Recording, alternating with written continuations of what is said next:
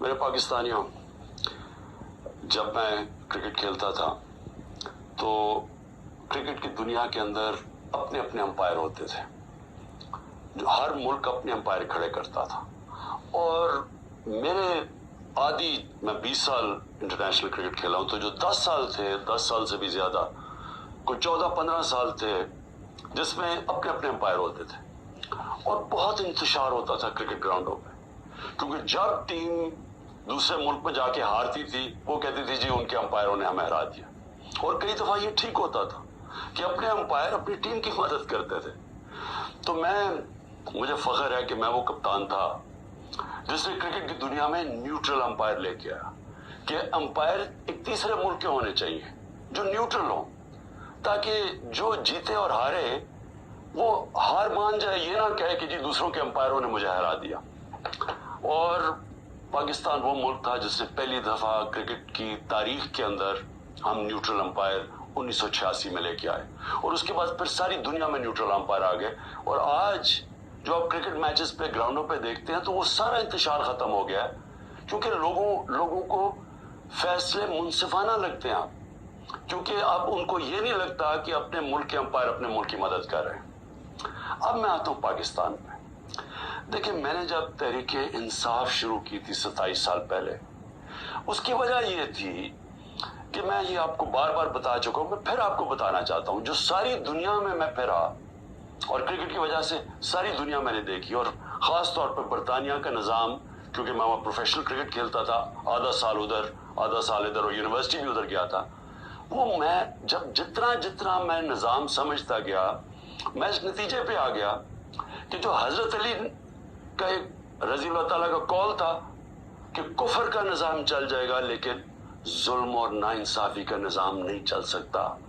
मैं इस नतीजे पे आ गया कि हमारा निज़ाम में जब तक इंसाफ नहीं होगा, हम एक वो जो कायद आज़म का और इल्लामा इकबाल की ख्वाब थी कि एक अजीम मिसाली इस्लामी रियासत बनानी थी हमने, फलाई रियासत, और वो जिसकी बुनियाद नबी सल्लल्लाहु अलैहि वसल्लम ने इंसाफ पे रखी थी, अदल और इंसाफ पे, हम वो बन ही नहीं सकते जब तक हम इंसाफ ना लेके आए मुल्क। और ये जद्दोजहद रही है 27 साल से। 3.5 साल गवर्नमेंट में बैठ के पूरी कोशिश की कि ताकतवर को कानून के नीचे लेके आऊं, लेकिन एक आर्मी चीफ के पास वीटो पावर थी, उसने नहीं माना, उसने नहीं किया, क्योंकि वो करप्शन को यानी नाइंसाफी को बुरा नहीं समझता था।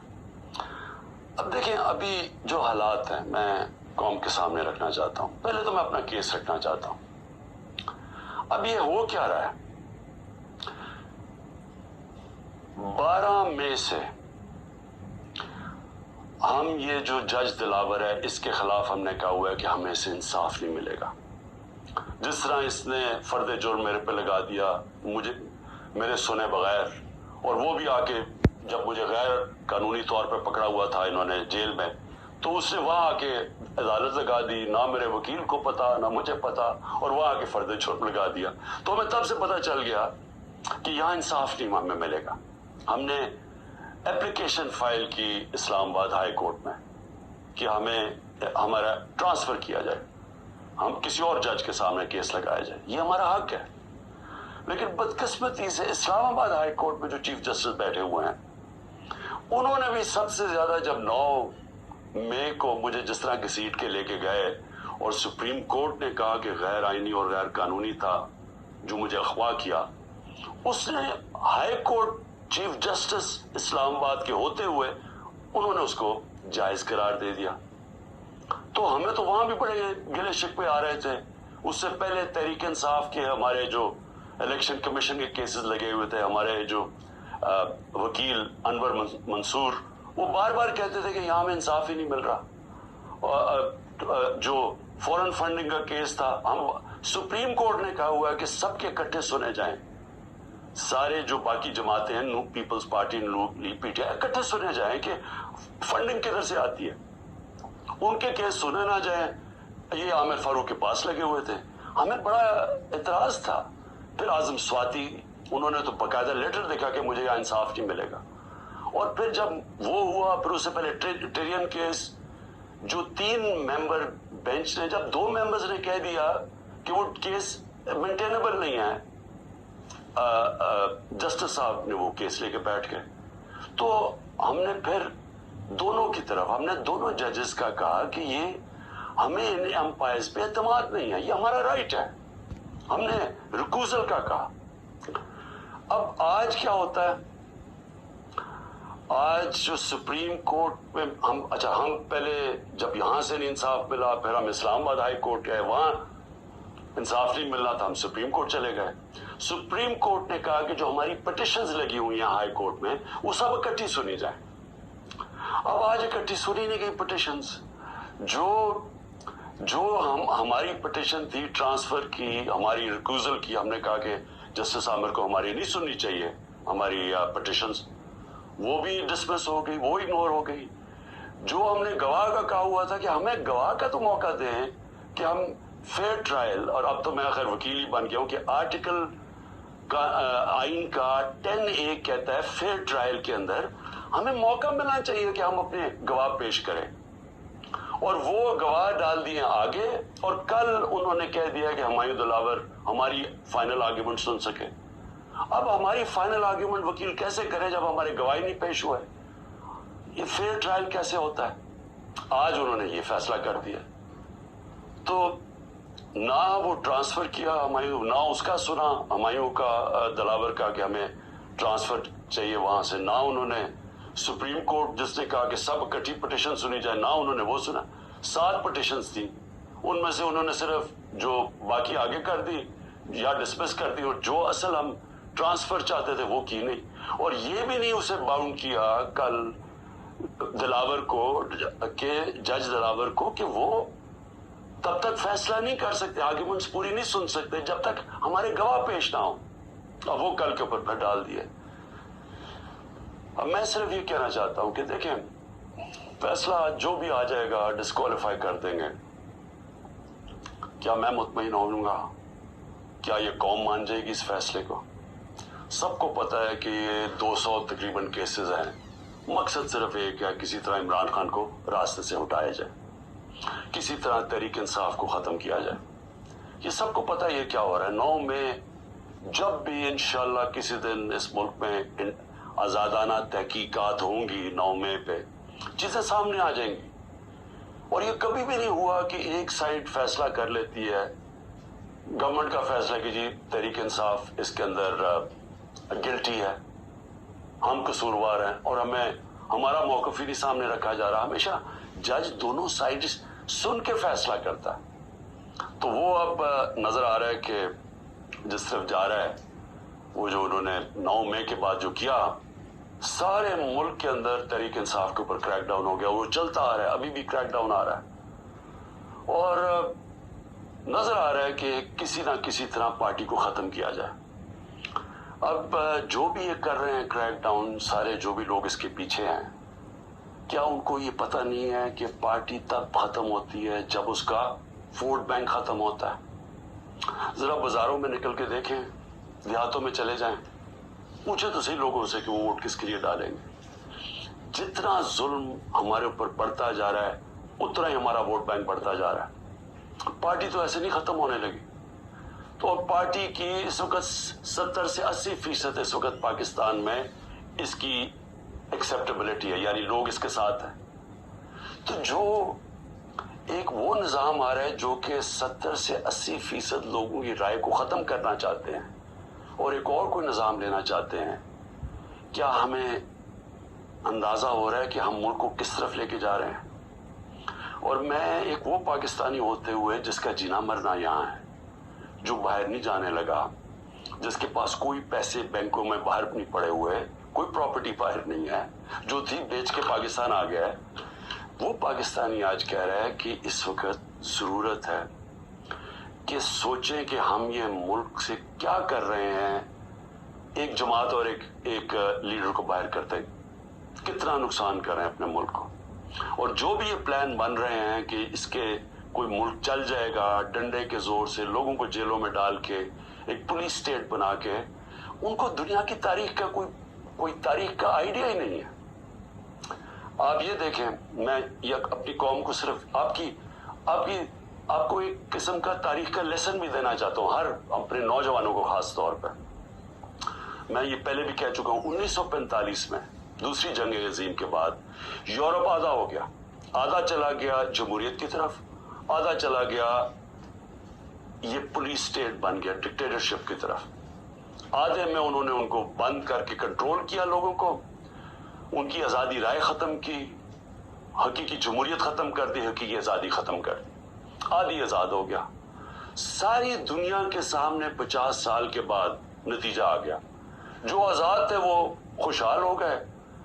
آج بھی وہ جو جن ملکوں کے اندر جو وہی یورپین تھے جدھر آزادی نہیں تھی, آج بھی وہ پیچھے ہیں ابھی تک. حالانکہ وہ وہاں جمہوریت بھی آگے کئی ملکوں میں, لیکن ابھی بھی وہ پیچھے ہیں. ایسٹ جرمنی, ویسٹ جرمنی ایک وہی جرمن لوگ تھے. جدھر ڈکٹیٹرشپ آ گئی, یعنی ان کو اسی طرح کی جو ہمیں جس طرف لے کے جا رہے ہیں, وہاں غربت آ گئی. مقابلہ اس کا ویسٹ جرمنی میں جو خوشحال ترین دنیا کی طاقتور ملک بن گیا معاشی طور پہ. تو یہ تو ایک تاریخ ہمارے سامنے ہے. ساؤتھ کوریا, نارتھ کوریا میں وہی ڈکٹیٹرشپ, آزادی رائے بند, آزادی ختم. آج نارتھ کوریا کو دیکھیں اور جو حقیقی آزادی ساؤتھ کوریا میں تھی, وہ خوشحال دنیا کا خوشحال ترین ملک بن گیا. تو میں عرض یہ کرنا چاہتا ہوں کہ یہ جو ہم کرنے جا رہے ہیں, یہ ہم اپنے ملک کو تباہی کی طرف دھکیل رہے ہیں. ہم یہ جو ایک عوام کو ان کا جو سب سے بڑا حق ہوتا ہے ووٹ ڈالنے کا, آزادی رائے, ایک منتخب کرے عوام اپنی کون سی گورنمنٹ وہ چاہتے ہیں. وہ جو آزاد ملک ہوتے ہیں وہی ترقی کرتے ہیں. ہم دوسری طرف جا رہے ہیں اور ہم ایک خوف کی فضا ایسی بنائی ہوئی ہے. یہاں جو طاقت میں وہ لوگ یہ سمجھتے ہیں کہ جتنا ظلم کریں گے لوگ ڈر جائیں گے. تو ڈر کیا جائیں گے, غلام بن جائیں گے, یعنی خوف کے غلام بن جائیں گے, ظلم کے سامنے جھک جائیں گے. جو میں بار بار مثال دیتا ہوں, جو یزید نے کیا کوفہ کے لوگوں سے, اپنا گورنر بٹھایا, اس نے ان کو ظلم کر کے ان کو سیم کے وہ لوگ بنا دیے جو جانوروں کے اوپر پہنچ, یعنی جانوروں کے لیول پہ پہنچ گئے. تو آج ہم وہی کر رہے ہیں پاکستان سے. مجھے آج ابھی میں وکیلوں سے مل رہا تھا, انہوں نے مجھے خبر دی کہ جو ہمارے سینئر لوگ جیلوں میں, ایک تو وہ ہیں جو کہ ہمارے کارکن جیلوں میں برے حالات میں ہیں, لیکن وہ جوان ہیں, تکڑے ہیں, لیکن جو سینئر لوگ ہیں انہوں نے مجھے رپورٹ دی, ڈاکٹر یاسمین کتنی دفعہ بیمار ہوئی ہے, تقریباً 75 سال کی ہے. محمود رشید وہ 70 سال سے اوپر ہے, ان کو ہارٹ پرابلم ہے, وہ کس مشکل سے گزر رہے ہیں, بیمار ہوئے کتنی دفعہ. اعجاز چودھری تقریباً 10 kg اپنا وزن لوز کر بیٹھے, ڈائبیٹک ہیں. عالیہ حمزہ بری طرح بیمار رہی, ابھی انہوں نے وکیل نے بتایا کہ اس باری ملے وہ تھوڑی ٹھیک تھی. تو میں عمر چیمہ کے حالات بتائے, وہ ویٹ لوز کر بیٹھا, اس کی بیوی عدالت میں گئی, ان کو پکڑ کے جیل میں ڈال دیا. تو یہ کیا پیغام دیا جا رہا ہے کہ یہ خوف پھیلایا جا رہا ہے کنٹرول کرنے کے لیے لوگوں کو. اور علی امین ہمارے پختونخوا کے پریزیڈنٹ, ان کے گھر میں 6 گھنٹے پولیس گھس گئی, کوئی سرچ وارنٹ نہیں تھی. سارا اس کا گھر اجاڑا, چیزیں توڑی. 80 سال کے ان کے والد تھے, ان سے بدتمیزی کی, دھکے دیے, گاڑیاں اٹھا کے لے گئے. تو یہ کیا ثابت کر رہے ہیں اسے, یعنی ہم اس ملک کو کدھر دھکیل رہے ہیں. یہ خوف پھیلانے کے لیے اور لوگوں کو کنٹرول کرنے کے لیے ہم آج وہ چیز کر رہے ہیں کہ اپنی پولیس کو تباہ کر رہے ہیں. جب پولیس سے اس طرح کی غیر قانونی کام کرواتے ہیں ہم, تو یاد رکھیں پولیس خود بھی یہ کاموں پہ لگ جاتی ہے. آپ جب پولیس کو آرڈر دیتے ہیں کہ یہ جا کے کسی کو گھروں میں گھسو, گھر برباد کرو, خوف پھیلانے کے لیے, تو ہم پولیس فورس کو تباہ کر رہے ہیں. آگے ہماری پولیس کے حالات اچھے نہیں ہیں. آگے ہمیں پتہ ہے کہ ہماری پولیس, لوگ اون نہیں کرتے اپنی پولیس کو. لوگ سمجھتے ہیں پختونخوا میں ہم نے بڑی محنت کی تھی, जब आईजी दुरानी को हम लेके गए वहां और उन्होंने पुलिस को एक ऐसी पुलिस फोर्स बनाया कि आवाम और पुलिस एक हो गई। आज पख्तूनख्वा के अंदर वो नहीं हो रहा। आज पुलिस के खिलाफ नफरत हो रही है क्योंकि उससे गलत काम करवाए जा रहे हैं, उससे कानून तोड़ा जा रहा है। जिनका काम कानून को अपहोल्ड करना है वो कानून तोड़ रहे हैं, और ये हर जगह हो रहा है। ये हर जगह जिधर तहरीक इंसाफ है, इसका 9 में से अब कोई ताल्लुक नहीं है। इफ्तिखार दुरानी को उठा लिया, वो तो मीडिया का आदमी है, उसका 9 में से क्या ताल्लुक है। इमरान रियाज अभी तक गायब हैं, 3 महीने होने लगे हैं, बच्चे हैं उनके, उसका 9 में से क्या ताल्लुक था। 9 में एक बहाना था, एक पहले से प्लान बना हुआ था पार्टी को क्रश करना। लेकिन पार्टी क्रश कैसे होगी जबकि उसका वोट बैंक बढ़ता जा रहा है, लोगों पे जुल्म करते जा रहे हैं, लेकिन पार्टी तो बढ़ती जा रही है। तो क्या या तो इलेक्शन कभी नहीं करवाना, लेकिन जब भी इलेक्शन होगा, ये मेरी आज आप पेशेंट गोई सुन रहे हैं, जैसा जो जितनी मर्जी आप कोशिश कर लें, जब इलेक्शन होगा और जो पब्लिक इस मुल्क की निकलेगी, आप जो मर्जी कर लें, तहरीक इंसाफ को जीतने से नहीं रोक सकते इंशाल्लाह। इसलिए मैं आज भी अपने उन लोगों को जो इख्तिदार में बैठे हुए हैं, मैं तो पीडीएम के लोगों को, सबको, जो हमारी एस्टेब्लिशमेंट है, सबको कहना चाहता हूं कि देखिए टाइम आ गया मुल्क का सोचने का। अपनी सोच जात बीच में से निकाल दें। जब भी मुल्क का सोचेंगे अपनी जात से हट के, हम सब बैठ के वही फैसला करेंगे जो पाकिस्तान के लिए बेहतर है, और वो है साफ और शफाफ इलेक्शन। पाकिस्तान जिंदाबाद।